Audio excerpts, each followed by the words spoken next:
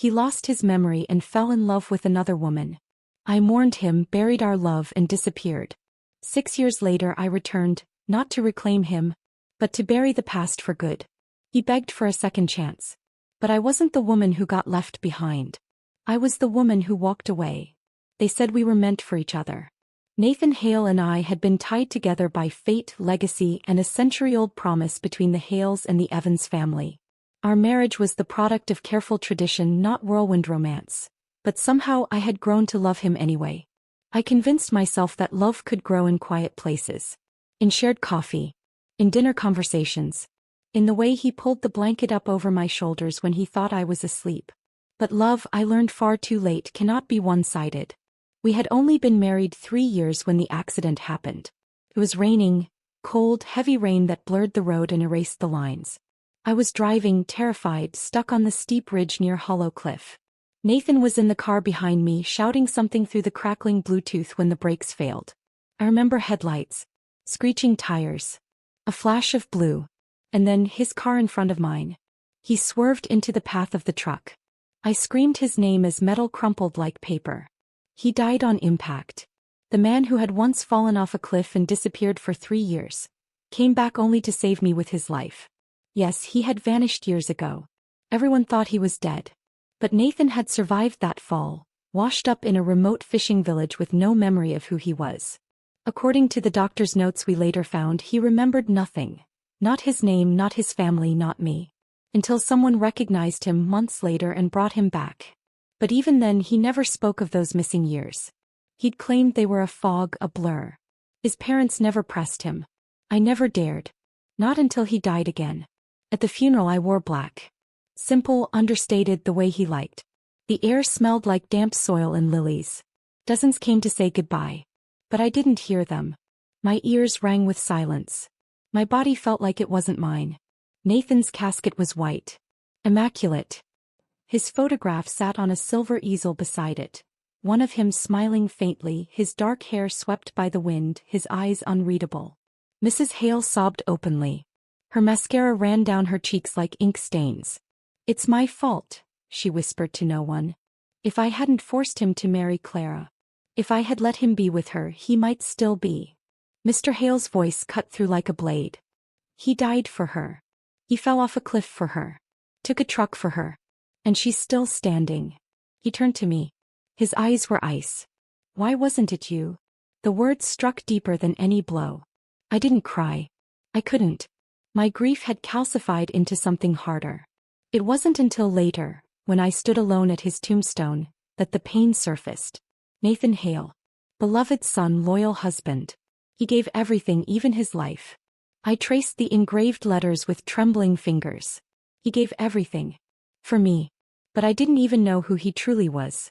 A week after the burial, his belongings were brought to me. His suits, watches, old books. And a small leather-bound journal. The first time I opened it, I couldn't breathe. Claire made rosemary chicken again. She always forgets I'm allergic. Sometimes I dream about Sienna. I wonder if she still picks shells off the beach.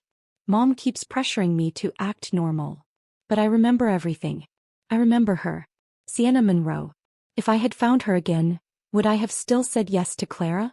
Each entry felt like a betrayal I hadn't seen coming. He had remembered all of it. Those 3 years he claimed were missing? They weren't. He had simply hidden them. From his family, from me, maybe even from himself.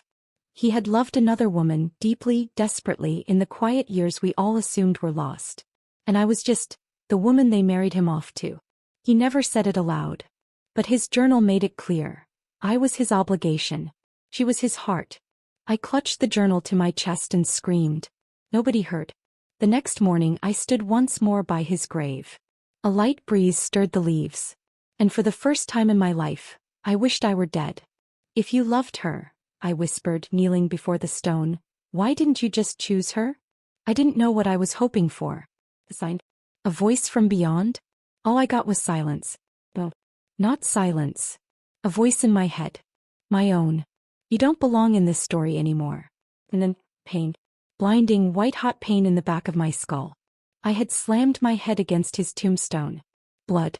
Dizziness. Blackness. I felt my body tilt backward, and everything disappeared. When I opened my eyes, everything was wrong. Or rather, everything was familiar. Too familiar. The ceiling wasn't my bedroom ceiling. The scent wasn't lilies and embalming fluid. It was citrus, wood polish, fresh linen. And the voice. "Miss Clara," someone called softly. "Mr. Nathan has arrived. The car just dropped him off at the front." I bolted upright. Oh, no, this wasn't possible. The last time I heard those words was years ago. The day Nathan returned from the fishing village. The day his family announced his miraculous survival. I scrambled out of bed and ran to the mirror. My face stared back, young. Not tear-stained. Not hollowed from grief. I reached for the frame and gripped it tightly. This was real. I was back. Back to the day my life changed forever. The butler knocked again. "Miss Clara?" I swallowed hard. "Yes," I croaked. "I'll come down." My legs felt weak as I walked toward the stairs. Each step down the Hale Estate's marble grand staircase felt like walking a blade's edge. And then I saw him. Nathan. Alive. Whole. Standing at the door in a tailored gray coat. He turned toward the sound of my steps. His gaze met mine. And just like before, he hesitated. For a fleeting moment, I saw confusion flicker in his eyes. But then he straightened and gave me a polite, distant smile. "Long time no see," he said. As if we were strangers. As if we hadn't shared a bed. A name. A death. I froze. His eyes. They didn't hold any warmth. But they did hold something else. On his wrist, just barely visible beneath his cuff, was a delicate bracelet made of tiny white shells. In my past life I hadn't noticed it. Now I knew exactly what it meant. Sienna Monroe had made it for him. His journal had said, "She picks shells like their treasure." She made me this bracelet, called it protection from the sea. A blade twisted in my chest. The girl who saved him, he never forgot her. And I never even saw her coming. The moment our eyes met, I knew. Nathan wasn't mine. Not in the past, not in this timeline, not even in the one where he gave his life for me. He offered a faint, polite smile. "Long time no see." I gave a rehearsed smile in return, the kind that said, "I've known you forever," but meant we're strangers now. "You look well," I said, surprised by how steady my voice sounded. He touched the back of his neck. A nervous gesture. "It's been overwhelming. The doctors say it'll take time for everything to come back. There are still pieces missing." "Like the 3 years you spent loving someone else," I thought. Out loud I said, "Take all the time you need." I followed him into the house, every footstep echoing louder than the last. The hallway seemed unchanged. Portraits of ancestors in gold frames, fresh-cut lilies in the tall marble vase. I remembered once hoping this would all become my home. Now it felt like walking through someone else's memory. That night I sat in the bath for hours, letting the hot water scald the numbness out of me. I had lived this life once before, foolishly, blindly, clinging to dreams that were never real. This time would be different. This time I wouldn't fight for a man who had never truly been mine. This time I would leave before it destroyed me. "Clara's sweetheart," Mrs. Hale said the next morning, her voice bright with performative joy. "We're restarting the wedding plans." She was seated at the head of the long table in the conservatory, swatches of lace and gold invitations spread out before her like weapons. Nathan sat beside me, absently flipping through the menu options, his mind clearly elsewhere. Probably with her. "Venues," Mrs. Hale declared. "Let's choose the venue first." I forced a pleasant expression. "I think the rose garden would be perfect." Nathan's head lifted, startled. "Really?" I smiled gently. "It's quiet. Intimate. It suits you." He studied me a moment longer than necessary before nodding. "Then the rose garden it is." In my past life I had chosen a grand cathedral for our wedding. An echoing place that swallowed our silence and made our distance look like grandeur. But this time I chose what he wanted. And this time I would not be there. I had already booked the flight. One way. Zert. Departing the morning of the wedding. The ticket sat hidden in a locked drawer in my room. I hadn't told a soul. Not even my oldest friend Mia, who would have dragged me out of this house herself if she'd known. But I needed to see this through, to understand how far it would go.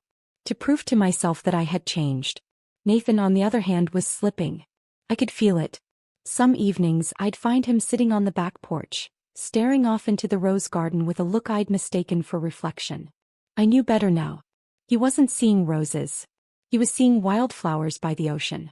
The tangled beauty of a place no one else knew. A place where love had bloomed in secret. That night I walked out to him with a cup of tea. "You've been quiet lately," I said, offering him the mug. He took it, barely noticing when our fingers brushed. "Just thinking about her." He looked at me sharply. I tilted my head. "I'm not angry, Nathan. I don't." "You wear the bracelet she gave you every day," I said softly. "You stare out there like you're seeing someplace else. You talk in your sleep." He fell silent. "I'm not angry," I repeated. "I just want you to be honest, with yourself if not with me." He looked away. "I don't know what I feel anymore." "You loved her," I said.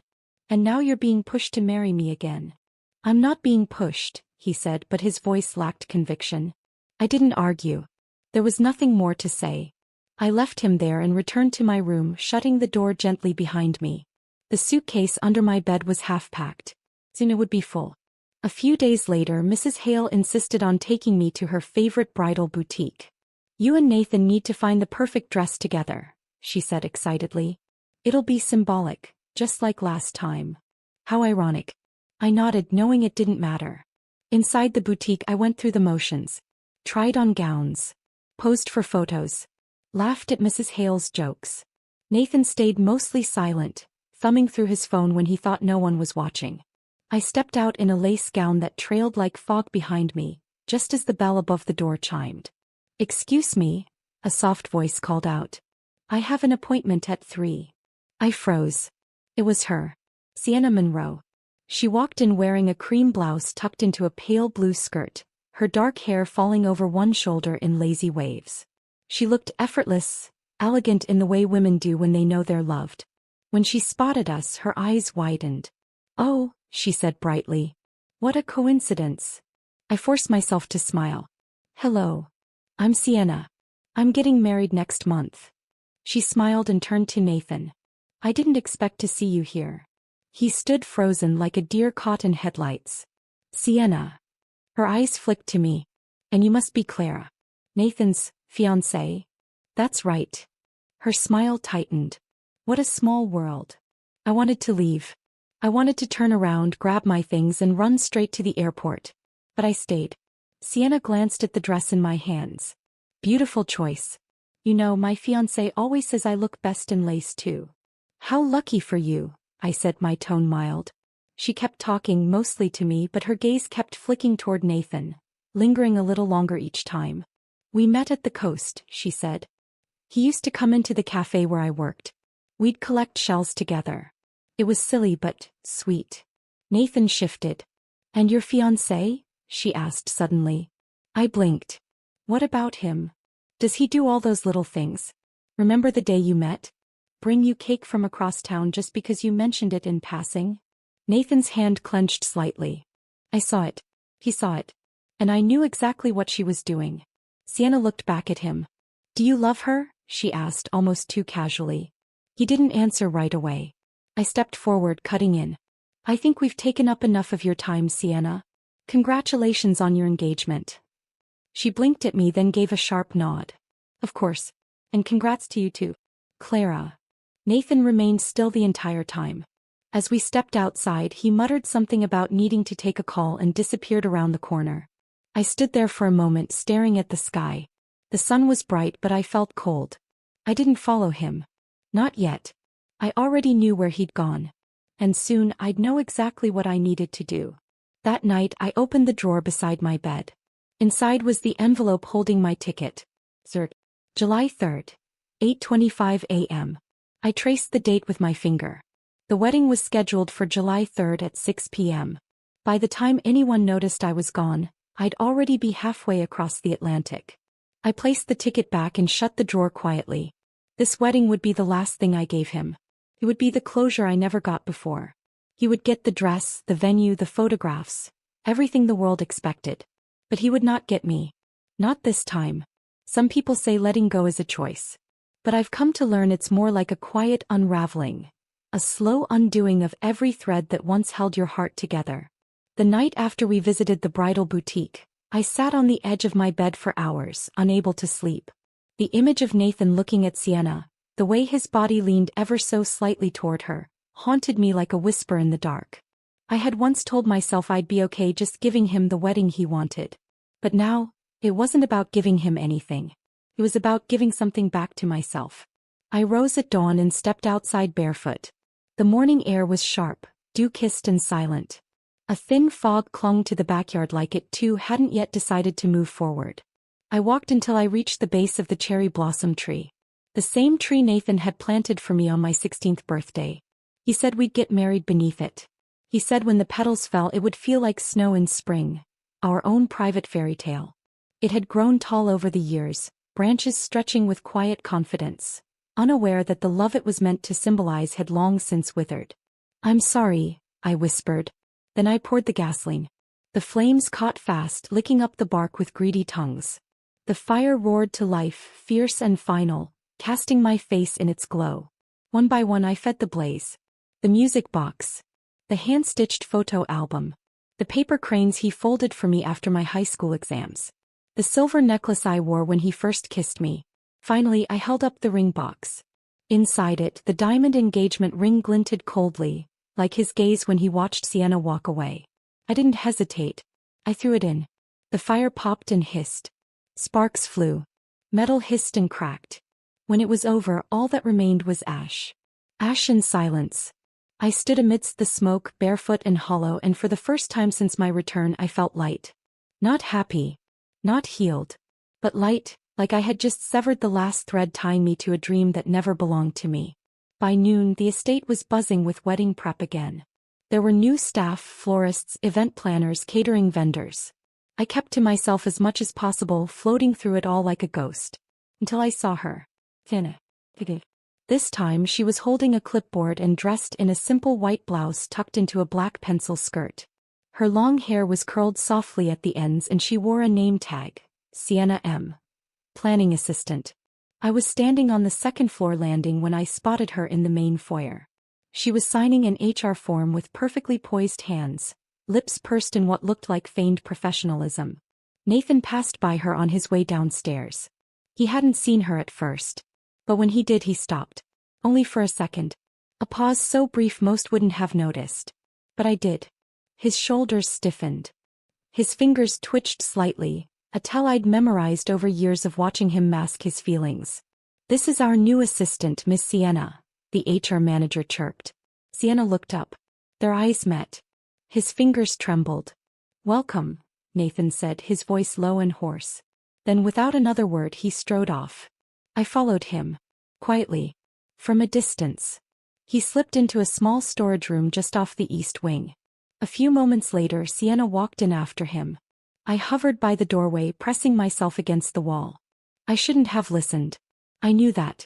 But I did anyway. From inside came the sound of muffled sobs. "Why?" Sienna's voice broke. "Why are you doing this to me? Little Sienna." Nathan's voice was barely audible, thick with something that made my stomach twist. "I'm sorry." There was rustling, shuffling, silence. Then the unmistakable sound of lips meeting, desperate, unrestrained. I squeezed my eyes shut. When I peeked through the tiny crack in the door I saw him holding her. Tight. Her cheeks were flushed, her lips swollen from a kiss they thought no one would see. This was no casual workplace coincidence. This was love that had never been buried deep enough. I stepped back from the door. My hand pressed flat against my chest. Strangely, I didn't cry. I didn't rage or tremble. I just stood there, cold and still like the last ember of a long-dead fire. The next day I noticed something strange. My jade pendant was missing. It had been on my nightstand that morning. A smooth, oval-shaped charm Nathan had given me when I was 16, during the worst fever of my life. He'd climbed 3,000 temple steps to pray for me. Bled through his knees. Blistered his palms. I remembered how he had knelt by my bed, drenched in sweat, whispering, "I asked Buddha to trade my health for yours." And now it was gone. I searched everywhere. Desk drawers.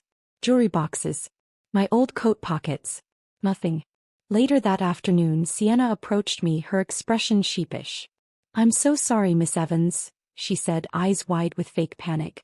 "I may have misplaced a few items while tidying up your room." My body stilled. "Including a jade pendant?" "Yes." "Ah, yes," she stammered. "I think it fell behind the dresser or maybe into a vent. I'll look for it right away, I swear." I stared at her for a long moment. She wasn't clumsy. Not from what I'd seen. She was calculating. Precise. And I'd caught her eyeing that pendant more than once. She had wanted to erase it. Erase me. Nathan overheard the conversation. He stepped over, brows furrowed. "You lost Clara's pendant?" Sienna nodded quickly, eyes glossy with manufactured remorse. Nathan's tone was tight, strained. "You need to be more careful." But I could tell his anger wasn't real. His guilt was. "It's fine," I said softly, cutting in. Nathan looked at me, startled. "What?" "If it's lost, it's lost." I turned to walk away. "Clara," he began. "I'll get you another one," he offered. "A better one."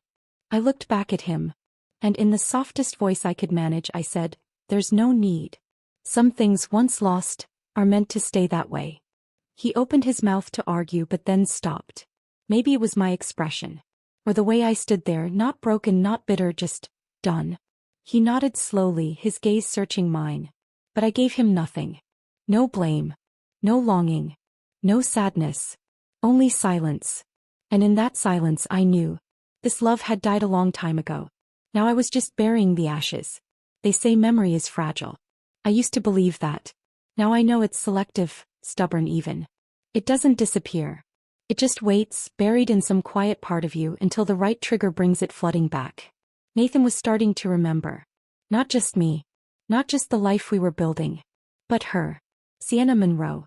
When Nathan first came back from that fishing village years ago, his doctors had said he was suffering from retrograde amnesia caused by head trauma from the fall. According to them, he couldn't recall who he was or where he came from. That was the version we all believed. And for a while it held. He married me. We lived our quiet life. He never once mentioned Sienna, or that his heart still belonged elsewhere. But then he died. And his journal told the truth. He had remembered her all along. In this lifetime he was back again, and this time under new treatment. His mother, eager to restore every piece of him, had sent him to a specialist in memory recovery, neural stimulation therapy she'd called it. "The clinic in Boston is very promising," she told me one day. "They say with the right sequence he might recall the 3 years he lost entirely." But I didn't need a doctor to tell me what I already knew. The treatment was working. Slowly, steadily, Nathan's mind was stitching itself back together, and piece by piece I was vanishing from it. It started with little things. A long stare at the empty space in the backyard. A pause beside the piano in the library. The occasional glance at me, confused, nostalgic, haunted. Then one day he stood by the back door, staring into the garden with a deep frown. "There was a tree here," he murmured. I froze, my hands tightening on the tea tray. "What?" He looked at me, his brow furrowed. "A cherry blossom tree. I remember planting it. You were wearing that blue dress with the pearl buttons." My breath hitched. That memory was from over a decade ago. He had planted it on my 16th birthday, long before the cliff fall, long before Sienna. He hadn't remembered it before. But he did now. "Where is it?" he asked. "It was removed during renovations," I replied, my voice calm. The roots were cracking the patio. Nathan kept looking at the spot, unmoving. "Let's plant a new one," he said suddenly. I blinked. "What?" "A new tree. Same place. It might help," he said. "Maybe it'll bring everything back." "Bring what back? The parts of him I once had? Or the parts that never belonged to me?" We went to the nursery the next day. He walked between the rows of saplings like a man possessed, touching petals, smelling bark, brushing his fingers over blossoms with an intensity one hadn't seen in years. "This one," he said finally, stopping before a young cherry tree. He smiled, eyes soft. "It reminds me of you." I didn't answer. That evening we stood in the backyard, digging a hole in the soil where the old tree once stood. Nathan's sleeves were rolled, his shirt stained with dirt. He dug with the kind of purpose people reserve for graves or altars. "I remember this," he said, voice low. "It was cold that day. You kept rubbing your hands together while pretending not to be freezing." A small laugh escaped him. I stayed silent, kneeling beside the sapling. "You cried when I finished," he added. "You said no one had ever planted a tree for you before." "I remember," I whispered. He looked at me then, really looked. Do you still want to get married under one? My heart clenched. I used to, I said honestly. Nathan hesitated. Maybe a tree can be replanted. Maybe love can too. I turned away before he could see the truth in my eyes. That kind of love only grows once. And ours was already buried in the ashes I left behind. Just as we finished pressing down the last layer of soil, his phone buzzed in his pocket. He glanced at the screen, his brows knitting together. He silenced it. Buzzed again. He hesitated. Pick it up, I said softly. He hesitated once more, then answered. Sienna. I stepped back instinctively, the shovel slipping from my fingers. I couldn't hear her words, but I saw everything in his face. His expression shifted, worry, panic, guilt. I'm coming, he said quickly, ending the call. I'll finish the tree tomorrow, he told me breathlessly, already turning toward the house. I promise. I said nothing. He ran. Just like he did the first time. Just like he always would. The next morning I stood by the window with a cup of tea, staring down at the half-planted tree. It leaned slightly to one side. The earth around it looked loose, unsettled. Like it hadn't quite decided if it wanted to take root. I wondered if love worked the same way. Something needed more than just good intentions to grow again. Nathan had started to remember the music box too. He'd asked me about it a few nights before. Did I ever give you something that played music? He'd said, rubbing his temple like a headache was hiding just beneath the skin. Yes, I told him. A music box. It played Claire de Lune. Do you still have it? I smiled faintly. No. I lost it. He looked crushed. It's okay, I added. It was just a thing. But we both knew that wasn't true. It was the last tangible piece of the boy I had loved. The one who had carved our initials into the old oak swing. The one who once whispered, "Forever, Clara." That boy was long gone. And the man he'd become was no longer mine. I returned to my room and unzipped the carry-on bag. Inside, a one-way ticket to Zurich. Departure, 8:25 a.m. wedding day morning. My passport. A few travel clothes. An old leather-bound notebook I hadn't opened in years. I ran my fingers across the ticket, memorizing the details again. Just in case I needed reminding that I had a choice. This time I would leave before I was erased. This time I would not wait for the betrayal to fully bloom. I would not be the one left behind. I zipped the bag shut. And for the first time in weeks I exhaled without shaking. That evening I watched the sunset through the dining room window. The horizon burned red and orange as the light dipped below the hills. The cherry blossom sapling stood still in the fading light, unfinished, forgotten, much like us. Nathan still hadn't returned. And I didn't ask where he'd gone. I already knew. I sat quietly in the dimming room, my back straight, my hands folded neatly in my lap. And I waited for the moment I would no longer need to wait. 6 years can pass like a blink. Or a lifetime. In my case it was both. 6 years since I left that morning without a word. Since I stood at the gate with nothing but a carry-on bag, a plane ticket, and a silent vow. This time I will live for me. Zurich was only the beginning. In the months that followed, I drifted from continent to continent, capturing temples at dawn, rain-drenched alleys in Tokyo, ancient ruins swallowed by the jungle, sun-soaked street corners in Morocco. My photos began to circulate online. A publisher reached out. Then one book became 4. My face landed on the cover of a photography magazine. My name hit the bestseller list for memoirs twice. I gave interviews. I received awards. I slept under stars in Patagonia and swam beneath the northern lights in Norway. But most importantly, I found peace. And then one day an invitation arrived in my inbox. Claire, we're having a class reunion next month. I know it's been years, but it would mean the world to see you again. Love, Mia. I nearly deleted it. But curiosity has always been my weakness. And part of me still wondered. What became of him? The reunion was held at a private dining hall in an upscale restaurant. I wore a white silk dress, simple yet crisp, and applied minimal makeup. I didn't need much anymore. There was a new light in my eyes now, one I hadn't seen in the mirror since before Nathan. As I stepped through the doors, heads turned. People whispered. Clara Evans? Someone gasped. Is that really her? Mia rushed over, wrapping me in a hug. Oh my God, you look incredible. So do you, I said truthfully. You haven't changed at all. We sat at a table near the center, sipping wine as music played softly in the background. I was quickly surrounded by a small crowd, old classmates eager to ask questions, catch up, show off baby photos, and hear about Africa or Antarctica or what it's like being famous now. I smiled, laughed where appropriate, played the part of the dazzling return. But even as I sat there, something gnawed at the edges of my thoughts. I hadn't asked about Nathan, and no one had mentioned him. Not yet. It wasn't until Mia refilled my glass and leaned in that I got my answer. You know, she murmured, after you left, he lost it. I blinked. Nathan. She nodded. He searched everywhere. Called your family. Checked hospitals. Airports. Even hired a private investigator. But you were already gone.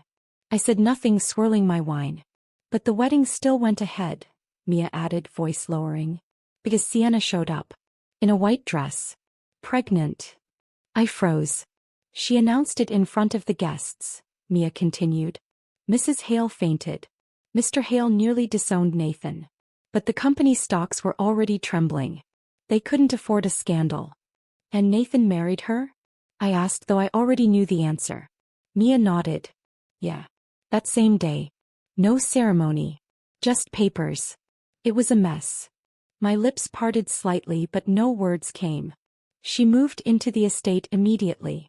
Nathan started working himself to the bone just to stabilize Hale Group. He barely slept. He drank to get through meetings. Clients noticed. He became robotic. And her? I asked. Mia snorted. Sienna. She turned into a paranoid nightmare. Checked his phone constantly. Accused him of having affairs. Even stormed into boardrooms once during a presentation, claiming the assistant was flirting. I nearly choked on my wine. Seriously. She's unhinged, Clara. Completely. Like something inside her snapped after the wedding.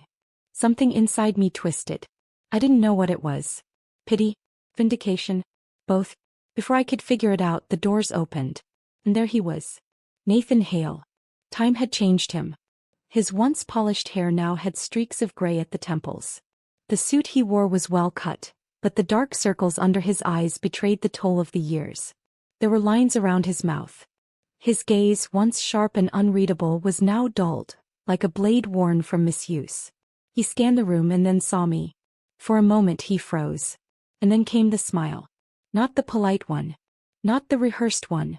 But the smallest, most fragile thing I'd ever seen from him. Clara, he said softly, making his way over. It's been a long time. I stood. Nathan, I replied, offering a hand instead of a hug. His fingers brushed mine. Tentative, reverent. You look. He stopped. You look like someone I used to dream about. I gave a small smile. You look tired. He laughed. It was sad. I am. The silence between us wasn't tense. Just honest. I heard you've traveled the world, he said. And you've held one up, I said, nodding toward the Hale logo on his lapel. He grimaced slightly. Barely. I opened my mouth to speak again, but the moment shattered. The doors slammed open. A woman in a black dress, heels clicking, stormed in like a thunderclap. Sienna Monroe. Her hair was curled into chaotic waves, her eyeliner thick enough to look like war paint. But it was her eyes that held the real storm, dark, wild, and locked on me. So it really is you, she said coldly. I knew it. I knew you'd come back to steal my husband. The entire room fell silent. Eyes turned. Wine glasses paused midair. Nathan turned sharply. Sienna, what are you doing? What am I doing? She hissed. What is she doing? What is she doing here with you? Sienna, this is a reunion, he said, voice low. You weren't invited. I don't care, she snapped, stomping forward until she stood right in front of me.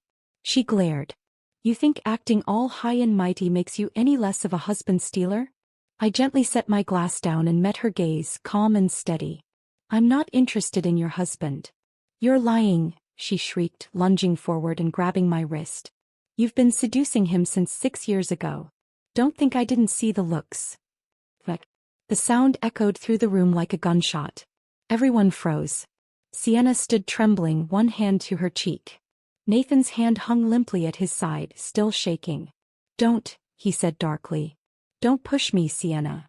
Her mouth dropped open. You hit me? Nathan stepped forward, jaw tight. Let's get a divorce. Gasps rippled through the room. Sienna stumbled back, her eyes wide, face pale. You can't do this to me.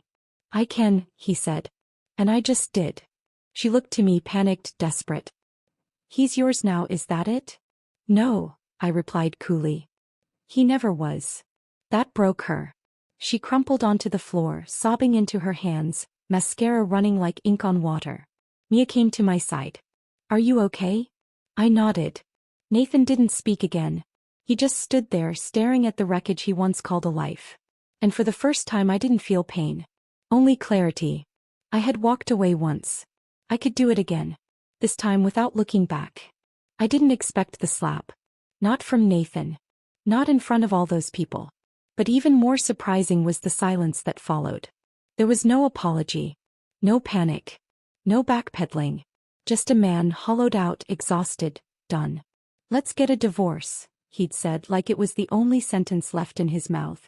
And then he walked away. Leaving Sienna collapsed on the ground. Leaving the weight of the last 6 years sprawled in mascara-streaked sobs and accusations that no longer carried meaning. I didn't follow him. I didn't need to. There was nothing left between us but dust and consequences. Mia found me on the balcony 20 minutes later. I was leaning against the railing, watching the moon flicker against the surface of a garden fountain. She deserved it, she said simply, handing me another glass of red. I took it without a word. She did, Mia continued. You don't have to say it. I'll say it for you. That woman made your life hell. I stared at the reflection in my wine. And his. Mia hesitated. I never told you this, she said carefully, because I didn't know if you'd ever come back, but there's something about that baby. I looked up slowly. Mia's eyes shifted toward the door, making sure no one was near. Then she lowered her voice. Sienna wasn't pregnant with Nathan's child. I blinked. What? She was pregnant, Mia said. That part was true. But the baby, it wasn't his. The world tilted slightly. I gripped the edge of the railing. She knew it, Mia whispered. She suspected it even before she made that scene at the wedding. But she couldn't risk losing him, not after everything. So she staged it. He faked the timing. And then, I swallowed hard. She miscarried. Mia shook her head. No, she didn't. I stared. She went to a private clinic. Not a real hospital. Not even a registered one. She made sure it wouldn't leave a paper trail. My mouth went dry. She got an abortion, Mia said flatly. She got rid of the baby before anyone could question who the father was. And Nathan never knew. He had mourned a child that wasn't even his. Had married her because of it. Carried that loss, drank through it, buried it in work and regret. I stood there numb. I thought you should know, Mia said softly. Just in case he ever tells you. I nodded once. But I didn't need Nathan to tell me anything. Because in that moment I knew Sienna had never just lied. She had orchestrated her own empire of deceit. And Nathan had been her willing prisoner. It was 2 days later when the call came. I was checking into a boutique hotel downtown when my phone buzzed. Mrs. Hale. Clara, it's Nathan. He's in the hospital. He collapsed. He coughed up blood. I gripped the phone tighter. Is he stable? They're running tests now, her voice shook. Please. Will you come see him? I closed my eyes for a long moment. Then nodded. All right. Nathan looked like a ghost. He was propped up against white pillows, his skin pale, lips cracked. His arm was hooked to and for. The monitor beside his bed beeped quietly, steady but weak. When he saw me enter, his lips tugged into a tired smile. You're here. I am. I pulled up the chair beside him, my heart oddly steady. What happened? I asked. He let out a bitter laugh. I came home early from a client dinner. Walked into the bedroom. I didn't move. There were voices, he continued. I thought maybe the housekeeper left the TV on. But it wasn't the TV. He looked at me and for once there was no anger in his eyes. Only devastation. She was with someone else. I said nothing. I lost it, he said. We fought. He ran out half-dressed. She screamed at me like I was the one who betrayed her. I still didn't speak. She said things, his voice cracked, about the baby. About how she was never sure it was mine.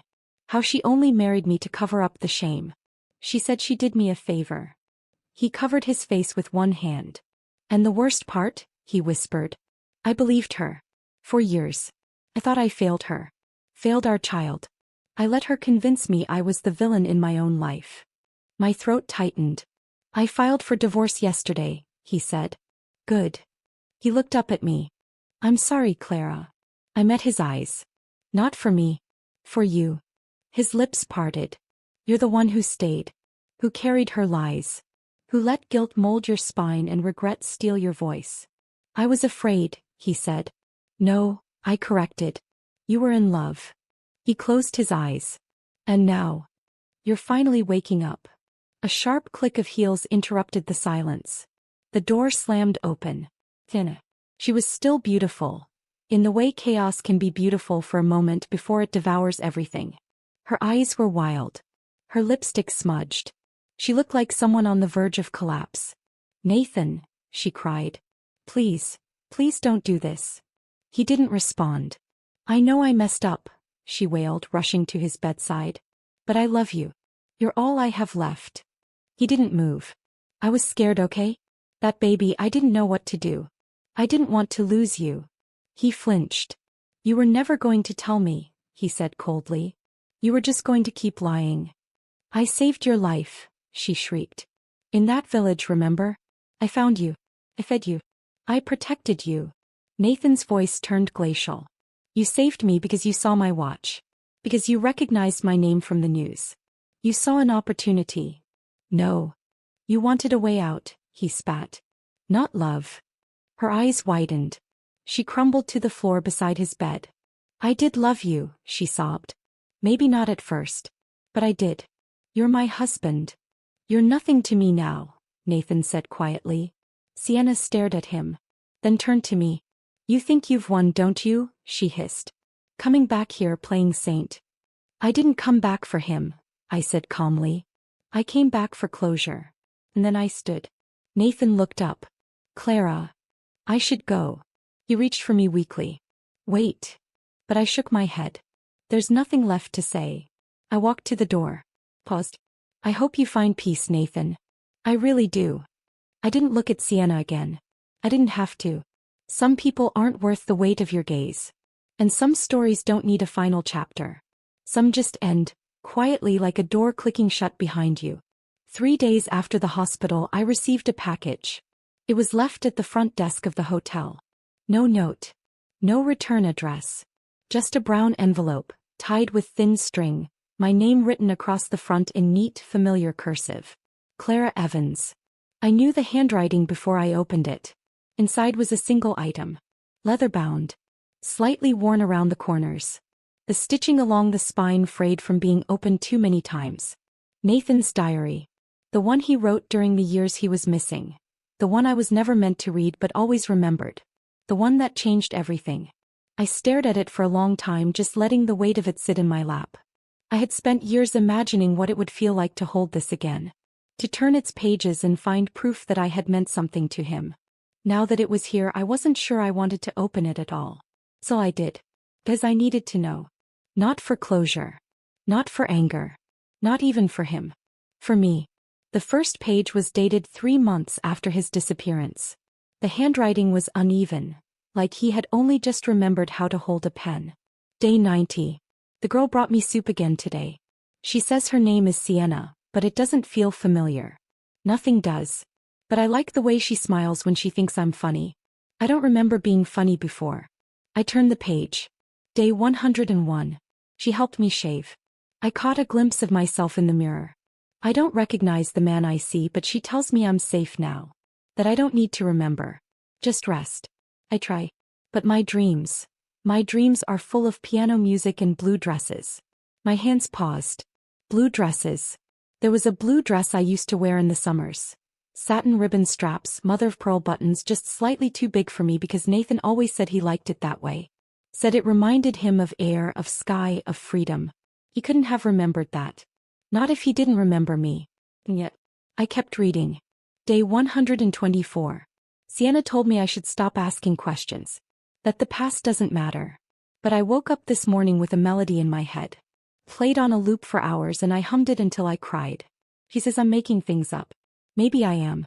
The entries went on like that. In the beginning, Sienna was light. Comfort. Safety. He described her with soft edges, radiant, selfless, gentle. But as the pages turned, his tone shifted. The entries grew shorter. More fragmented. Day 147. There's a painting in the attic. I don't know how I knew to find it. But I did. It's of a swing. An oak tree. There are initials carved into the wood. C+N. My heart skipped. I asked her about it. She said it was hers. But something in me doesn't believe that. My head hurts again. The next dozen pages were filled with scribbled entries, as if he had written them in a fever. One line stuck out, jagged and underlined. Why does she feel familiar and yet so wrong? Then 2 pages later. I saw her face last night. Not Sienna. The other one. She was standing by a piano smiling. She smelled like jasmine and coffee. Her name. The entry cut off. The ink trailed down the page like his hand had slipped mid-sentence. I stared at it for a long time. The silence in the hotel room grew thicker with every page. The last entry was dated just 1 week before he was found and brought back to the city. Day 203. I'm starting to believe I had another life. There are pieces that don't match what she tells me. Photographs missing. Locked drawers. A box under the bed that she won't let me touch. I think she's lying. I think she's afraid I'll remember the truth. But there's something else. A feeling I can't shake. That I was loved once. That I loved someone back. I closed the diary. No tears. No fury. No heartbreak. Just silence. This wasn't the proof I once craved. It wasn't a confession or an apology or some grand declaration that I had been his all along. It was just the ramblings of a man who didn't know who he was. It wasn't for me. Not really. This diary belonged to the version of Nathan I never met. The one who looked at Sienna and believed her when she said he was safe. It wasn't a love story. It was a maze. And I was tired of being lost inside it. I carried the diary with me the next morning as I walked through the city. The air was warm. Spring was folding over everything in gold and green. People moved slowly under the cherry blossom trees, their petals soft like snow drifting down to earth. I reached the park just behind the Hale estate. The same park where Nathan had once planted that second tree. The sapling had grown taller now, its branches stretching like open arms toward the sky. I sat on the bench beneath it, the diary in my lap. For a moment I just listened. To the wind. To the children playing in the distance. To the quiet thud of closure. Then slowly I stood. And left the diary there. Right on the bench. No note. No explanation. No forwarding address. Someone else would find it. Maybe a stranger. Maybe Sienna. Maybe Nathan himself. But not me. Not anymore. I walked away without looking back. And for the first time in years I didn't carry his words with me. The final book hit the shelves on a quiet Tuesday morning. It had a cream-white cover, embossed with gold lettering. A single photo graced the center. A blurred snapshot of a woman walking through cherry blossoms, her back turned, hair swept up by the wind. The title, The Love I Let Die. Author, Clara Evans. No co-writer. No dedication. Just my name. My story. My ending. It sold out in 48 hours. The reviews poured in, devastatingly honest. Elegantly brutal. A masterpiece in healing. My agent called me that afternoon, her voice crackling with excitement. Clara, it's already hit #1 on the memoir charts. Publishers want a tour. Talk shows are asking. Vogue just emailed. I smiled into the receiver. I'm glad. But inside I didn't feel giddy. Still. Not empty. Not overwhelmed. Just calm. Like a lake that had finally stopped rippling. 2 weeks later an email landed in my inbox. The subject line was simple. For Clara, one last time. The sender, Nathan Hale. I let it sit unopened for an hour. Maybe more. When I finally clicked it open it was shorter than I expected. Clara, I've signed the divorce papers. The estate is sold. I'm leaving the country in a month. Somewhere quiet. Somewhere far. There's nothing I want from you. No expectations. Just closure. If you're willing, meet me one last time. Rooftop garden, Hale Museum. Sunday at sunset. Thank you, Nathan. I stared at the screen. Then I closed my laptop and went for a walk. I didn't make my decision until the very morning of. The Hale Museum hadn't changed much. Its marble columns still gleamed under the sun. The atrium still smelled like old books and polished wood. The elevator chimed the same soft ding as it carried me to the top floor. The rooftop garden was nearly empty. Only one figure stood near the edge, hands tucked into his coat, staring out at the city skyline. He turned at the sound of my footsteps. Nathan. He looked different now. Not just older, freer. Like a man who had stopped dragging his chains behind him. Clara, he said softly. Nathan. We stood in silence for a moment, the wind tugging gently at the hem of my coat. He reached into his pocket and pulled out a folded paper. It was official. I recognized the legal stamps. The divorce is finalized, he said. You're free. I didn't take it. I already was. He nodded, slipping it back into his coat. I wanted to say this in person. I waited. I'm sorry, he said, voice steady. Not just for what I did. But for what I didn't do. For what I let die. I killed the best thing I ever had, not with one blow but 1,000 small cuts. He looked down. You deserved more than my silence. More than my confusion. More than the wreckage I left behind. I took a breath. He looked up again. I don't expect forgiveness. I just wanted you to know. I remember everything now. His eyes searched mine. All of it. The piano. The blue dress. The way you used to hum when you cooked. The way I used to watch you from the doorway and think, this is what love feels like. A breeze passed between us. I ruined it, he whispered. And I know I have no right to ask. But I have to anyway. He hesitated. Do you think there's ever a way back? I didn't speak for a long time. Then I smiled. Gently. Finally. Some things aren't meant to come back, I said. They're meant to be buried where they belong. He exhaled. Closed his eyes. When he opened them again, he nodded. I understand. I stepped closer. Not to touch him, just to see him clearly. I loved you once, I said. Completely. Wildly. Stupidly. I know, he replied. And maybe, if we had met again in a different life with no ghosts between us, no diaries, no lies. He cut in quietly, I'd fall in love with you all over again. Maybe, I said. And then I turned. Walked to the elevator. Pressed the button. As the doors opened, I glanced over my shoulder. He was still standing there, alone against the skyline, a man finally stripped of everything but truth. I didn't say goodbye. Some endings don't need punctuation. That night, I watched the city lights flicker from the window of my new apartment. It wasn't grand or high-rise or filled with history. It was mine. The walls were white. The furniture was mismatched. The bookshelves overflowed. There were fresh orchids on the kitchen counter and a suitcase by the door. I was flying to Venice in the morning. Not to escape. Just to explore. I didn't feel haunted anymore. Didn't flinch when someone said his name. Didn't reread old messages. Didn't replay old conversations in the shower, wondering what I could have said differently. I had stopped trying to change the past. Because the past didn't need editing. It needed letting go. I stood by the window, a glass of red wine in my hand, and whispered something into the dark. Thank you for teaching me what love isn't.